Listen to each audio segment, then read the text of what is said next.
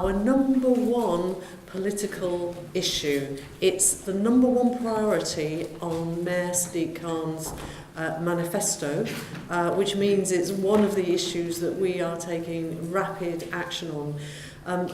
Actually, that was written before the Euro vote, but you'll understand that this issue has, I'm glad to say, it's risen enormously through public awareness over the last 10 years, and people in London are extremely aware that they and their children are exposed to ill health causing levels of air pollution, and it's our business now to bring those air pollution levels down and make our air clean to breathe.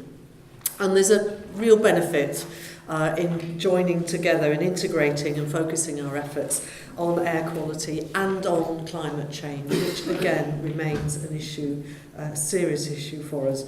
And what we want to do actually is try and have it all, try and maintain a thriving economy by having a green economy and meet the rising demands of our growing population of people wanting to live and work in our city and make it a sustainable city for the future.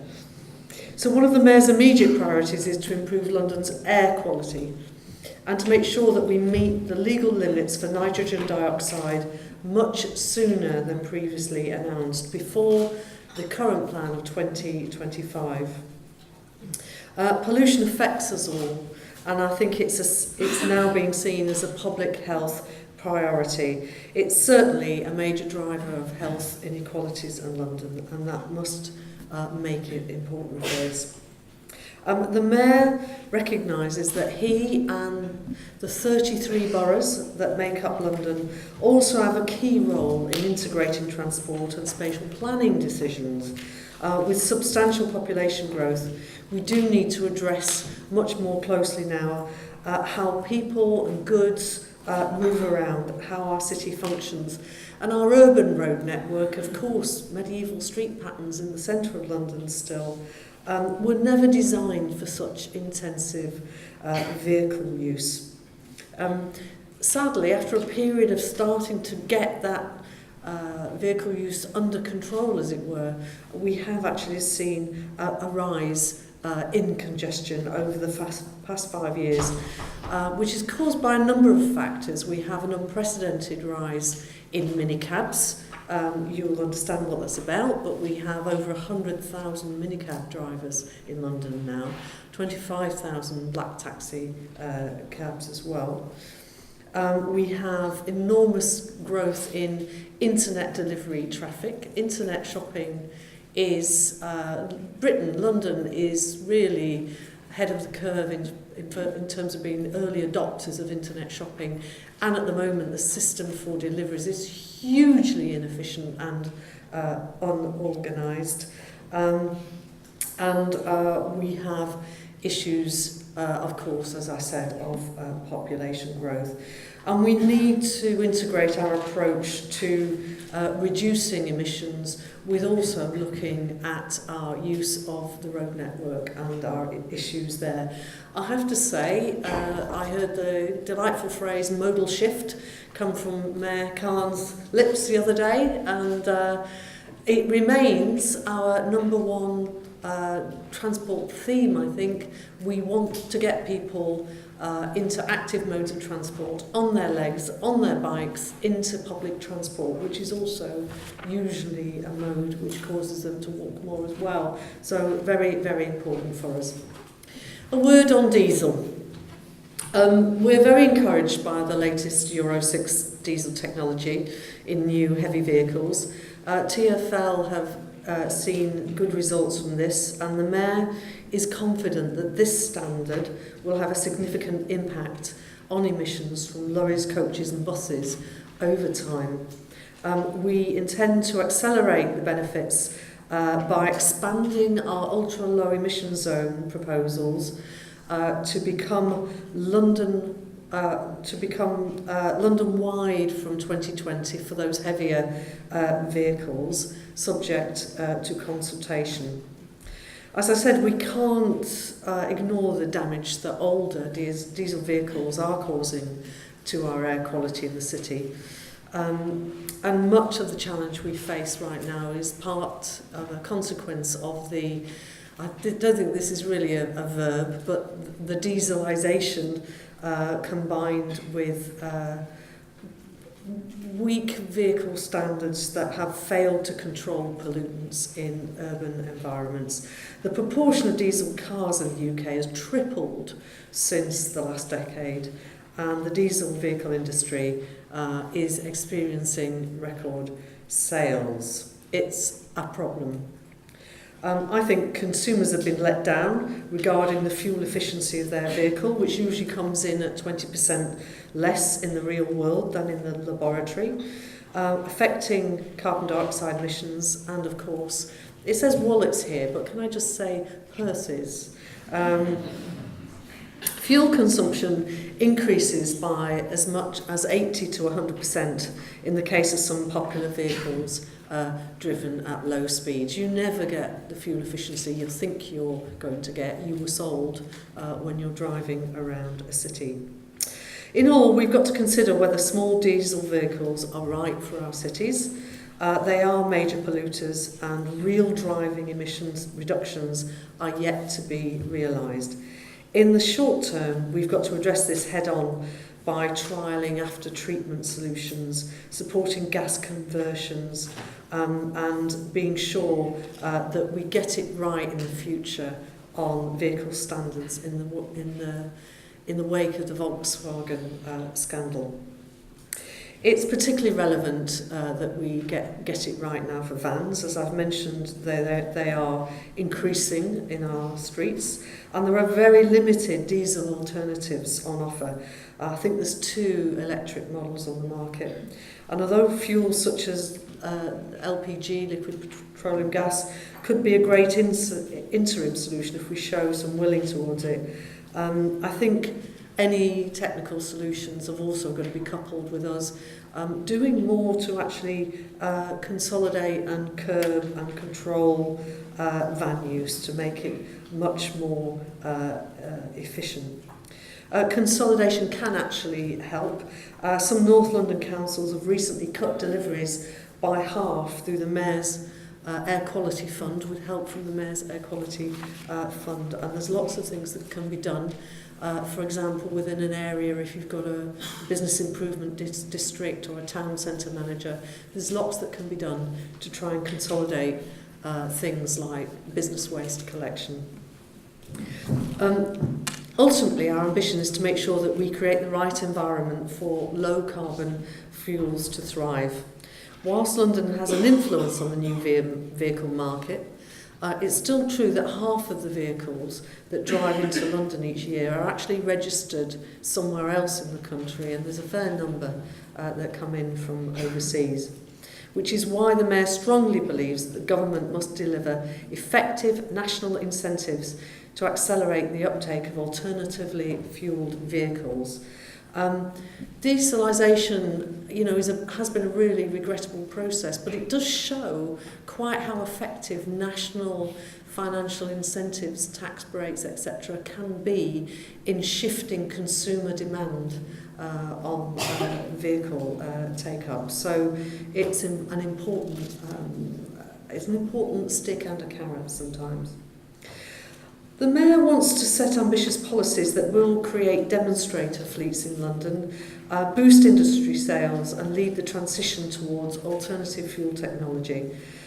We hope that London's position will lead to real shifts in attitudes and in investment decisions for the future. We do help guide and steer demand in the market.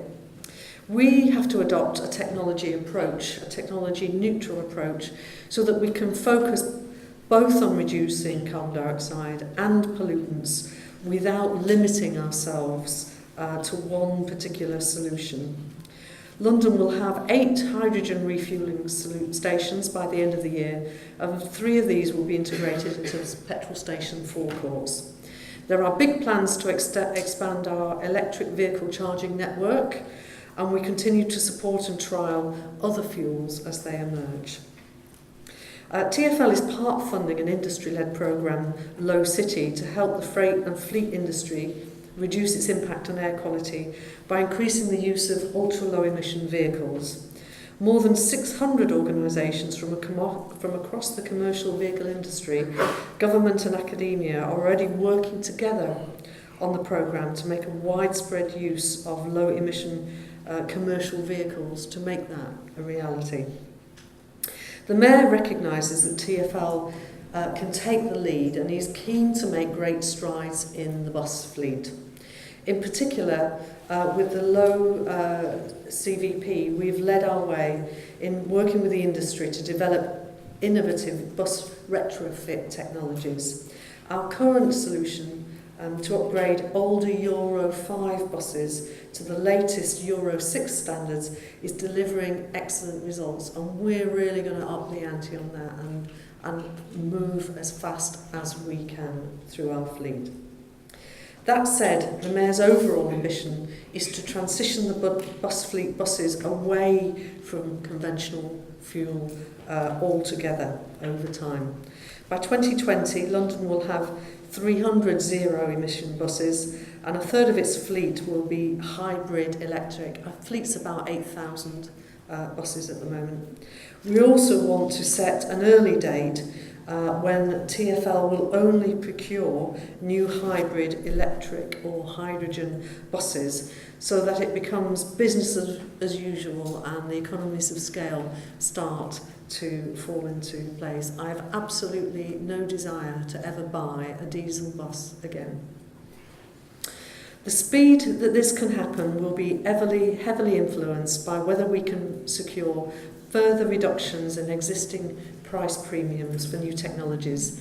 The Mayor wants to work with other city leaders to set a clear direction to industry, and we plan to hold an international bus summit later this year so that we can drive a race to the top and provide assurance to manufacturers about the future policy direction of municipal authorities, not just in the UK, but around the world. We are also very soon going to be making great strides with London's black taxi fleet. From 2018, new diesel taxis will no longer be licensed in London, and drivers will need to license a zero-emission capable taxi instead, which is capable of a minimum 30-mile zero-emission range and less than or equal to 50 grams per kilometre CO2. TfL will provide a substantial financial package to the trade to reduce the premium cost of vehicles and removing more older polluting vehicles from the fleet sooner. A programme to deliver dedicated rapid and fast charging points, so electric charging points for black taxis across the city is underway, or will be soon underway, to maximise the efficiency of these vehicles. So the next steps, I think we recognise, the Mayor recognises, that we need big, bold and sometimes politically difficult policies in London if we are going to meet the size of the challenge of our air quality problems. This is why very soon, by which I mean next week actually, we will be launching a consultation to explore how we can deliver improvements quicker. And the Mayor will be announcing, and I'm not going to go into too much detail, but to give you a flavour of it, proposals such as implementing an extra charge on the most polluting vehicles in central London from 2017. So the congestion charge zone, the oldest vehicles going to that zone will have something in the office we're calling a T charge, in addition to the congestion charge. Expanding the proposed ultra-low emission zone beyond its current boundary. The proposal from Boris Johnson was to put the ultra-low emission zone inside the congestion charge zone. We're going to be looking to see if we can take it out to, if you know London, to the north and south circular, so a lot further out in London. We'll be making sure that TfL leads by example on its bus fleet, by which I mean this is not going to be a few little press releases and photo shoot opportunities with nice new electric buses.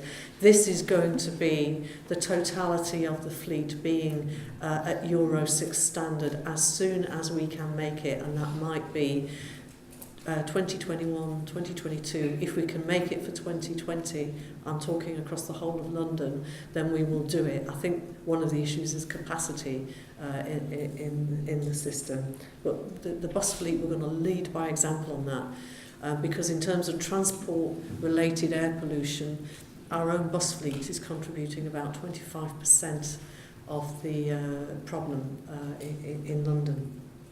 And we aim to keep Londoners aware of this issue and keep them informed and make sure they will be informed when pollution is at its worst. I urge you to participate in this process, respond to the consultation, and I think events such as today and the work undertaken by your partnership really demonstrate that we make better progress when we work in partnership. And I look forward to working with you as I settle into this exciting role. But I think from Mayor Sadiq Khan, you can all expect action, not just words. Thank you very much.